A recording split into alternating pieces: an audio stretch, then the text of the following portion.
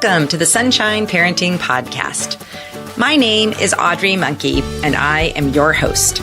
For more than 3 decades, I've been a summer camp director, and I've had the privilege of working with thousands of children, teenagers, young adult counselors, and parents. I really enjoy sharing stories, tips, and ideas to help others who care about young people raise a generation of kind, self-reliant, optimistic kids who become thriving adults. If you're interested in summer camp, parenting, or happiness, you've come to the right place. Reading has always been one of my favorite activities, and books are one of my favorite things to talk about. So in this episode, I'm thrilled to have Anne Driscoll, owner of Branches Books and Gifts, and a great longtime friend of mine, on the podcast. I hope you enjoy our episode where we talk about books, reading levels, and all kinds of other things related to our children and reading. I hope you enjoy the episode. Well, today I am thrilled to have my favorite bookstore owner, Anne Driscoll, with me. She owns Branches Books and Gifts in Oakhurst, California, which is right near Yosemite. Anne, welcome to the podcast. Well, thank you so much for having me. I'm so excited to be here. Why don't you tell people a little bit about Branches? Okay, Branches is a general bookstore, and we've been open just a little over 5 years, and we carry everything from baby books to fiction, nonfiction, cookbooks, pretty much everything, and yeah. Plus, you have so many good gift items, and that's what a lot of people love about your store. So you can come in and get a book, but you also have really pretty jewelry and flannel shirts and really funny socks. Sassy socks. Yeah. That is a popular one. We also carry bras, which also is very scandalous, but you know, they're cute and comfy. So yeah, I love going into your store. It's the perfect place to get gifts. So anyway, thank you. So we are, because you're a bookstore owner and you love books and I love books. You do. I do love books. I think I'm probably one of your best customers. I think you may be the best customer I have. Yes, you win the prize. Oh, yes. Well, I've always had that problem. I'd rather shop for books than clothes, for sure. Same. Yeah. If I didn't own it, I would be my best customer too. Yeah. You probably get some good deals. So we thought this is just such a fun time. I want to start having a regular podcast episode with you to talk about books and reading because it's one of our favorite topics. It is. I love it. So this is just going to be our first of hopefully many episodes about reading. Yes, absolutely. We have so many things to share. We do. We have so many insights, so many books. Yes, so many books, insights, wisdom. That's what we have. So much wisdom. So it's back to school time. So why don't you talk a little bit about what you have, what parents are coming into the store, what's going on with back to school stuff with reading?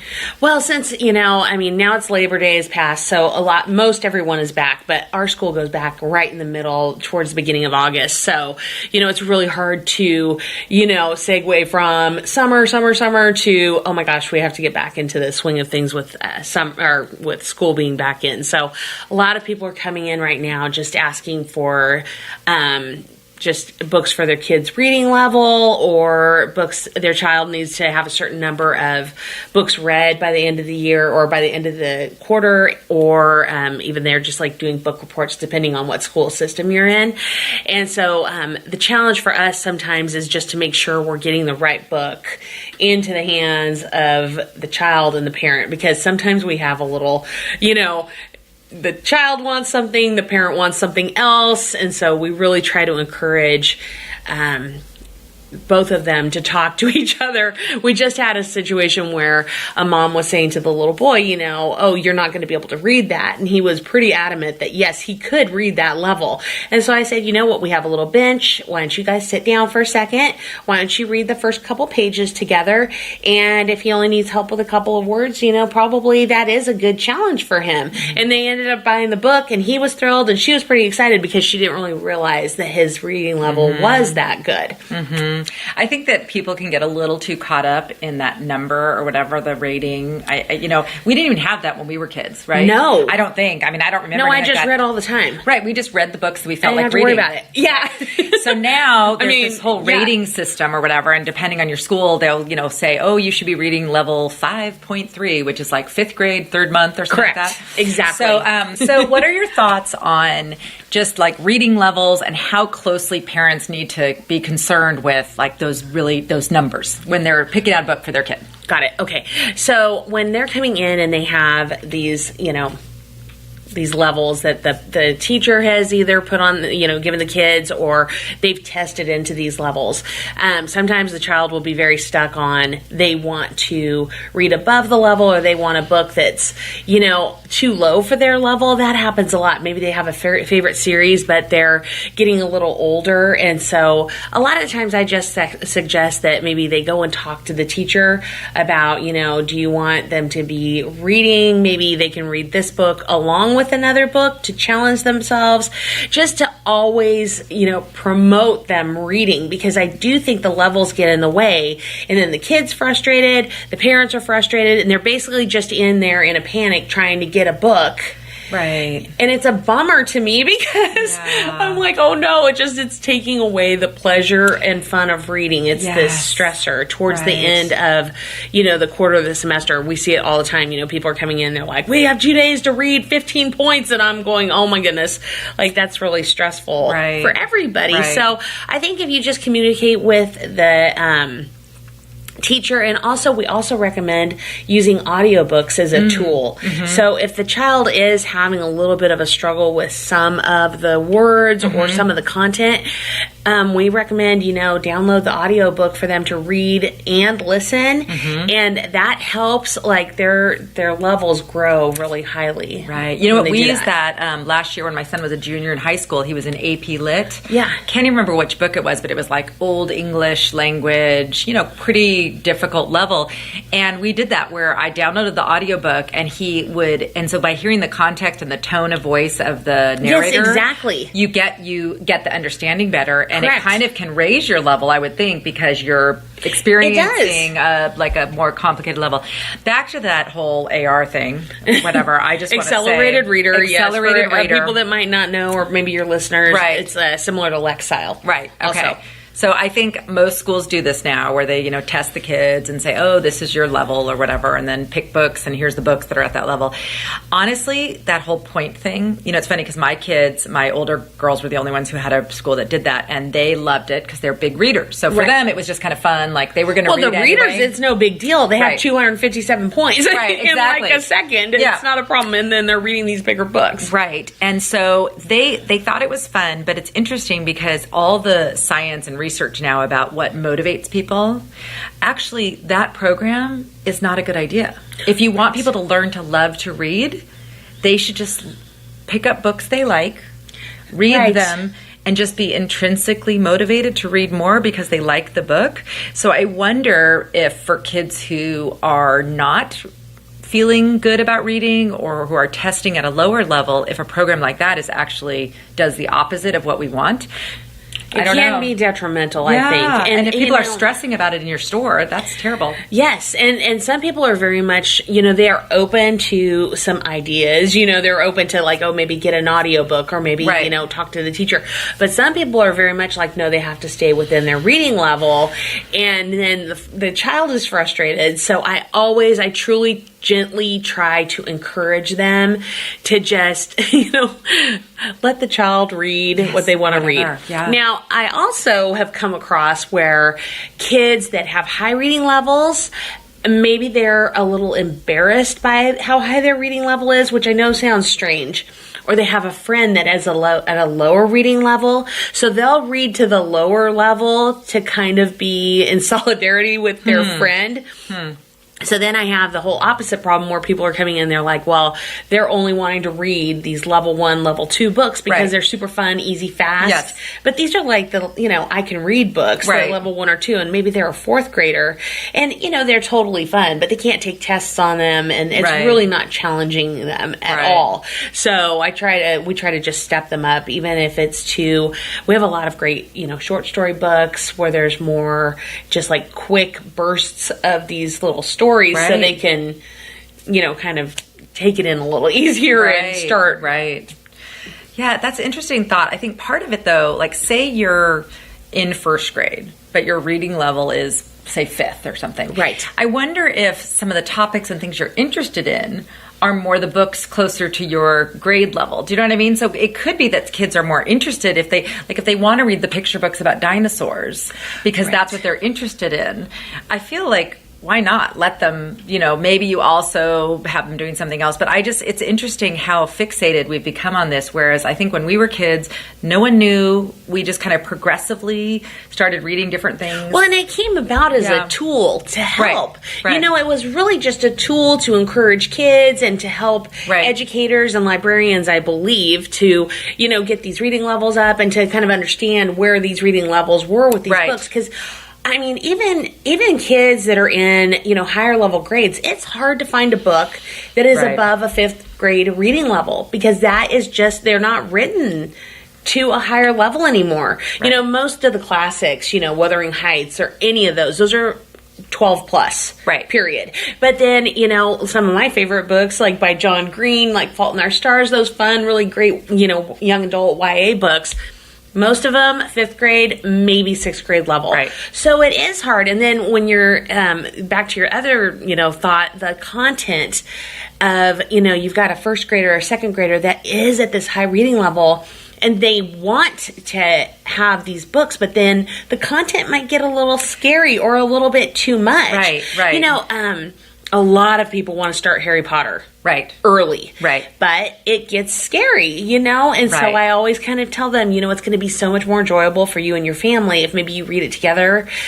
I would say age 8. That's kind of when the books start with him. I think maybe he's 11 when they start. I can't remember. He's 10. Wasn't his birthday? He was turning 10 in the first something book? like that. Yeah, or something like in the first one. And Hagrid finds him. Yeah. So he's young, and so that's almost kind of how it's kind of good to read the books that way too.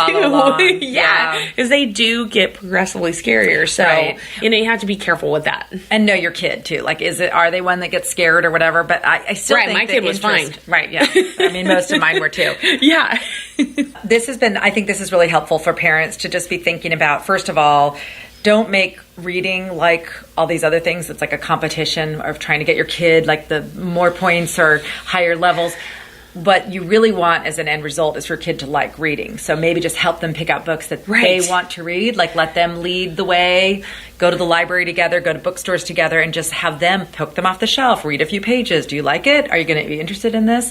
I know I always pull books when people are looking for books and both parties are getting frustrated. I will pull off a couple, just give them a really brief synopsis. Oh, okay, this is what you read last time. These are similar, but then these aren't similar. You might like this just because it's a pretty cool story and you might not have even heard about it. Because, we do stock a lot of the ones that are more popular from like the 70s or 80s that I personally love. Like the Ramona and those ones and all that kind of things stuff. like that. For my gosh, Judy Blume. Oh, I'm always pushing the Judy Blume. I know. And, Roald Dahl is always popular. Yes. So, they might not think to look at those because, you do have the series that are so popular and more the graphic novel books, which are also, they get a bad rap, but they're also really good for, reading levels. They truly are. My friend's son, he was having a horrible time and we got him on Diary of a Wimpy Kid. That's what he wanted to read. And, she was hesitant because it's kind of controversial, that's really not a book, it's this and that, but his reading level went up 3 grades within a year. Just because he was plowing through them and he loved them. And so I just think that that's proof right there. Yeah, and then I think that's something that parents who have a reluctant reader, correct, which you said is oftentimes boys. It is. Just to find something like that, Diary of a Wimpy Kid, or one of those graphic, or even, I remember as a kid reading like the Archie comics and stuff. Really, if your kid's reading anything, it's good, right? Well, I always think it's amazing. And this is also what helped me. My husband's mom is an educator, and, she's retired now, but he had a problem when he was little reading, and it really made her sad because she's an educator and she read to him constantly, but he was just having a hard time, and he wanted to read comic books, and she let him read comic books, and he's an amazing reader. He's almost like a speed reader now, and his reading level's fine. And so I just think that was amazing that even back in the day, she was, smart enough to know, hey, let's just let him read whatever he's going to read. Right. Yeah. And, we have these great books. It's called Guys Read. It's a whole series. I think maybe I've given them to you before for your kids. I'm not sure, but they're all written, these short stories, and they're in different genres. There's horror, there's sci-fi, there's funny, comedy, humor, there's sports, but they're all by, Rick Riordan, really popular, young adult and kids authors, and they're all little short stories. And they love those. Because that's not as daunting. Okay, I'm going to read one story a night, but then they end up plowing through all of it. Right. That's so cool because they got caught up in it. Yeah. Well, we're going to have to put, so all these things we'll talk about. Yes, we'll put a little link. I'll put links to buy books from you if people want, but also just listings of all these books that we've talked about so that people can... And if not me, I'm your indie bookstore near you. Yes. Side note, let's just have a little side commercial. I am now a very big supporter of independent bookstores. In fact, I've been visiting them whenever I'm traveling. Yes. Just to check them out. That's my favorite hobby. And see, I especially like how there's often, book reviews by people who work in there. And you have someone like you who is going to help you with your child pick a book, as opposed to in the larger bookstores or for sure Amazon. No one's going to talk to you there. No. So anyway, so we love, side note, let's all support our independent bookstores. Okay, so we've talked about reading levels. We've talked about reluctant readers. Let's talk for a minute about some of your favorite young adult books, or anything new that's coming out, or anything that you think would be fun for parents to get for their kids. I know that a lot of my listeners have junior high age kids or that kind of age group. What are you hearing or that are the best things that are really gripping kids and making them want to read? Well, we have, one of them that's really fun is Five Nights at Freddy's, and it's off of a video game, and those actually are pretty popular. A lot of things with Pokemon or anything with that, and they have all these graphic novels and all this stuff now. They love it, and so that's really popular, and I keep them, and they do well. Anything, well, right now, this is more for 8 to 12, but, honestly, the older ones like it too. There's a whole new series called Dog Man. Oh, okay. And that's been really popular. That's the 5th one just came out, and they're just, gobbling that up, so that's fun. But there's a lot of really cool, anything that's in a movie or anything that's on Netflix. Right. I mean, we just make sure we have it. There's, To All the Boys I've Loved Before, that's a really huge one right now. That's fun. Yeah. But the one that always is popular that I just think is amazing, if you have a good reader, and there is a lot of kind of in-depth content to it, but The Book Thief. Oh my gosh, I love that book. I read it as an adult, didn't even know it was supposed to be a young adult book, honestly. Yes, right. I just heard that it was a good book. I prefer young adult books. Let me just say that right now, people. I know. I actually really like them as well. Yeah, they're just good. Yes, they're good. That is such a good book. The Book Thief, that is one of my favorites. I'm trying to think. It is constantly. We've been open a little over 5 years, and it's always been on the bestseller list. Yeah. It moves around on the shelf from 3 to 5 to 10 to 3 to whatever, but it's always on there. And so good. Yeah. So good. And what's fun about those kind of books is they're good for adults and for kids. And so it's fun to read them together. Absolutely. You don't even have to read them actually together, but if you're both reading them. And I think another book that has been recently like that for my family is Wonder. Yes. And I know that's a bestseller too. Wonder is one of those books. Amazing. And I have to say, I credit Wonder with one of my kids who was a reluctant reader. That was the first book he really loved. Yes. It was several years ago, and probably when it came out. And I remember that was the first moment where it was reading for fun. Like you What wanted to about keep you? reading? What do you feel like was your book? Mine was- was Wrinkle in Time. Like when I feel like I really was like, wow, that book was amazing. You know what I mean? When I was Yes. really Okay. young. Can you think of it? Well, I remember really loving Harriet the Spy, which is so funny. I love Harriet the Spy. We still sell that. It's so good. Somebody recently posted on, there was something going around Facebook, like, what's your favorite book from when you were a child? And this person, she's like, older sister of a good friend of mine from high school. She posted a picture of Harriet the Spy, and I was like, I had to comment like, oh my gosh, me too. Yes. I wish I could remember. First of all, I loved all the Judy Blume books. I read through, I think, all of those. I thought they were so racy and like, when you're in middle school. Scandalous. It was so scandalous and all that. Loved those. Yeah. God forbid you got your hands on a copy of Forever. Right. Oh gosh, yes. Before All the parents were alerted. There's Yeah. probably PTA meetings in the 70s about that. Don't let your kid read that. banned books. Yeah. Oh, it's banned books week at the end of the month. Yep, that perfect topic. Yes. Oh my gosh. Oh my gosh, we But should do Harriet the something about Spy. that. Oh yeah, we will do that. That'll Okay. be our next one. Harriet the Spy was before that, though. Obviously, I was reading that, and I know I must have done all those Ramona and Beverly Cleary. Yes. All the Roald Dahl books I read. All the love. E.B. White books. Charlotte's Web. Stuart Little. There's a Roald Dahl book, and it's called SEO Trot. Okay. But basically, backwards, it's tortoise. Oh. And okay. it's actually like, it is kind of racy, but Yeah. it's hilarious. It's about this man who lives in this apartment building, and his downstairs neighbor, he loves her. And she has a little turtle, but until the little turtle grows, she won't go on a date with him. And so he devises this scheme, and it's hilarious. I sat there and read it one afternoon when I was bored, and there was nobody in the store. It was super fasted, but it's kind of like, it's kind of spicy. Not that you would know it if you were a kid, but he loved her, and it was so funny.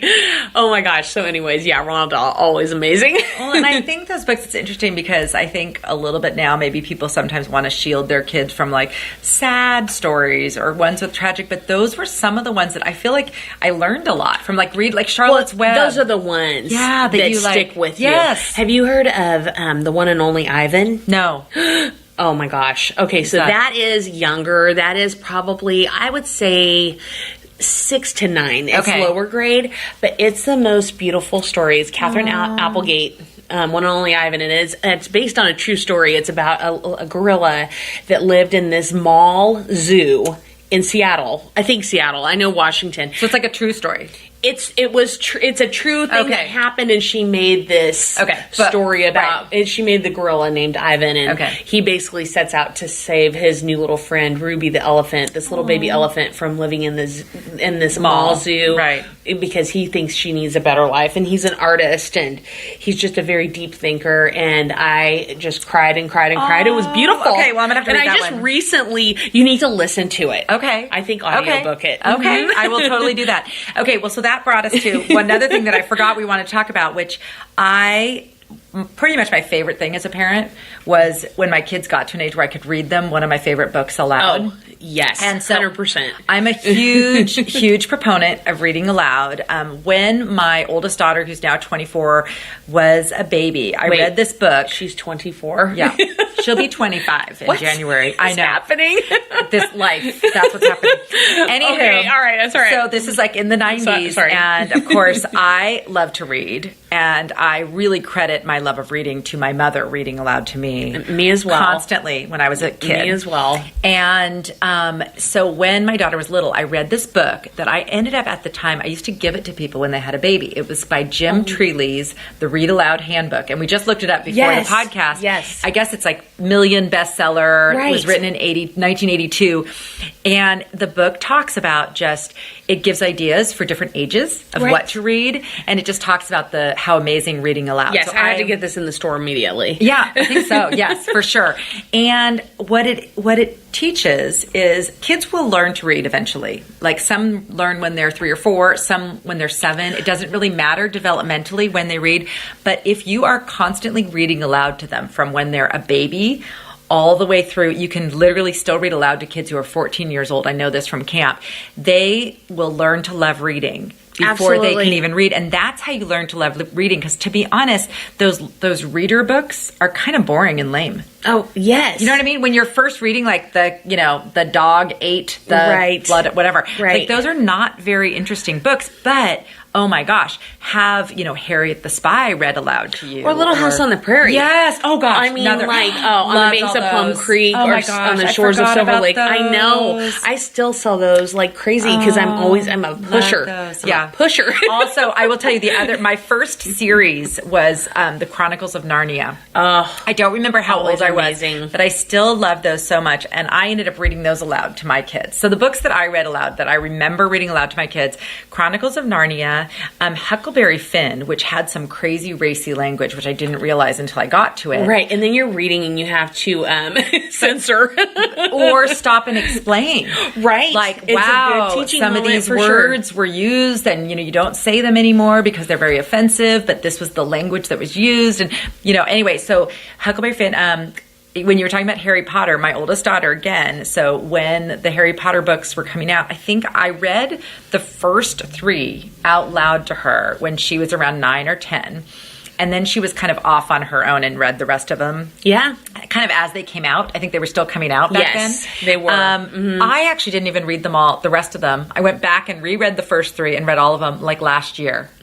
Oh, they're so good. I remember like when the last one came out, we were up at camp when it came out because it always comes out on his birthday. It usually would come out on July 31st, right? Yes. Or right around that time frame. And we were all racing to read it because, certain people, Sushi, was trying to spoil it. And I was like, oh, I'm 3 pages ahead of you, so don't even start with me. Isn't that fun? I love that whole that. There's a certain joy in like waiting for a series to come out. Yes, I know. That was once in a lifetime. Fun. I hope we see it another I time. know. I hope we do too, because that would be really cool. That whole thing that you're saying about can't wait to read these books or letting your kids read what they want to read. Mm-hmm. It can be sometimes like I have a ton of people that come in and like the kids want to get stuff that I know there's content in there. There can be, I love John Green. I love John Green books. He has written some of the most amazing books, but it has, homosexuality or, I don't think, probably sexual assault at some point in one of them, or that has happened to some of the characters, or, there's just a lot of content in there. And some people, like, you just need to make sure, that you're telling them, hey, this is kind of the stuff that happens in these books. But I just want to let you know, a huge one. We should definitely talk about this, 13 Reasons Why. That was a huge thing because, I've read it. I watched the show with my daughter because I wanted to make sure I knew what she was watching because I knew it was going to be controversial. And then people were coming in and, they have their 12-year-olds that want to read this because it's on Netflix and they've already started watching it. And, I'm always kind of the bearer of, interesting tidings, depending on which side you're on. Like sometimes the kid will be like, no, I'm fine to read it. And I'm like, well, I just want to let your parents know because I don't want to give them something that maybe they might not be. Yeah, and I think that falls under the category of you might want to read or listen to it yourself first. Exactly. If your kid is younger, until they're kind of older, I feel like you know your child and what's going on with them and can they handle this, how they're going to deal with it. But I really think, I know that's a lot to ask parents, but I think either reading it with them so that you're talking about the content or reading it ahead of time to make sure you're comfortable with it before they read it. Because you're right, there's a lot of racy stuff. In fact, side note, I'm listening to an audiobook right now that I got through you, Libra FM. It's called Tailspin. And it's like Sandra Brown and it's like the bestseller. Well, the reason I'm mentioning it is because it is like this whole adventure the story and about, it's like an intrigue and whatever. Right. But it has the raunchiest sex scenes. And I'm like listening to this audiobook and I'm like, why is this in the middle of this book? I don't have children in the car, right? Yes. And I'm sitting there going, okay, I did not pick up 50 Shades of Grey here. I did not realize that that's what I was getting. But again, it's like, oh my gosh. Yeah. Like, wow. It's a novel. It's clearly like being sold as, a fiction novel for adults. But I'm just thinking like, oh my goodness, like there is a lot of just and it's not necessarily labeled, and not that we can protect our kids from everything, but there are times like it's so funny because my daughter has now read them, but what is that series that I read, the Swedish Family Moomin Troll. No, those ones that they're for adults, but they're like that series about the girl, she's covered in tattoos, it's really violent. Girl with the dragon tattoo. The girl with the dragon tattoo. Okay, so that series, of course, I read it all the way through. You and I have this love for those really kind of crazy, right? Kind of, what are they called? Psychological thrillers. Sharp Objects in Dark Places. Gillian Flynn. You and I have this. Okay. However, when I read those, I think it was my 16-year-old daughter at the time wanted to read. I'm like, no, and no. It has like horrible sexual assault and all this stuff. But of course, now that she's 24, she gets to read whatever she wants. Now you're like, you got to read these girls. No, but it's an interesting thing. I mean, you don't want to be like censoring so much, but I think when you're talking about a 10-year-old or a 12-year-old or a 13-year-old or a 14-year-old, they already have so much going on. We don't need to add to the psychological problems by having them read something that's so disturbing or brings up too many things that are going to upset them. Well, there's triggers, definitely. That's why 13 Reasons Why was such a thing. And another big one, this is like, 10 years ago, but Hunger Games. Oh, right. My daughter wanted to read Hunger Games when she was 10. Right. And I mean, we talked about it. I had read it. I mean, I actually read that a couple times because I loved it so much. Right. Because it is such an amazing series. But I was like, so I always just say, look, there's some stuff in there, so I want you to talk to me. But some people would come in and ask about it, and so I would just kind of tell them what was going on. Or they would just already have this preconceived notion of, like, it's violence against kids, and I don't want anybody to read it, and it's true. But also, I try to say, well, maybe you should read it. Yes. And just, so you can kind of make a decision for yourself because you do know your child the best. Right. And they might, they might really love it. And they deal with a lot of stuff at school and on the internet that has made them, unfortunately, a little bit more aware of things than, our generation, or even like you're saying, even your 24-year-old, I mean, things that she didn't deal with, they're now dealing with. I know. And I was actually just thinking, like, there is something fortunate about having books come out slowly at the right age for you. Right. Like now these series like Harry Potter's all the way out. So like, when you're 10 years, so it's just like, it's really just being aware of that. I also though think, I don't know if you feel this way. I feel like anything you tell a kid not to read, boy, wouldn't that just make you want to read 100%. it more? Well, you know me. Especially I would totally read it. I'd be like, I'm reading it right now. That forever. I was like, I'm getting it, and I'm going to hide it, and I'm going to read it for sure. Well, and there's these books out called Milk and Honey and the Sun and Her Flowers. Have you heard of these? It's poetry books, but she's really popular on Instagram. Okay. And they are full of they're beautiful, beautiful poems. And I mean, she does a little drawing with them, and she posts all these things on Instagram. And so they just blew up. It's like one of the best-selling poetry books. I mean, it's, there's just not best-selling poetry books real quick anymore. No. This is just like blown out. And so now there's all these new poetry books. One's called the Princess Saves Herself in this one, or The Witch Doesn't Die in this one. And it's just all about like women empowerment and these kind of things. But there is some stuff in there that is, like you're saying, these books are like really spicy. And so, these parents are coming in, they're getting them for gifts for their kids because the kid's like, I saw it on Instagram. And I was like, FYI. Right. So you don't come back and kill me. Right. This is what's going on. Right. So. Yeah, because like books don't. But you know what I'm thinking as we're talking about? Like, first of all, for whatever reason, I feel like reading something in a book is not the same as seeing it in a movie. And that was one reason why, like, when I was reading Hunger Games, I really liked the books. But I remember when the movies were coming out, I was like, I don't know.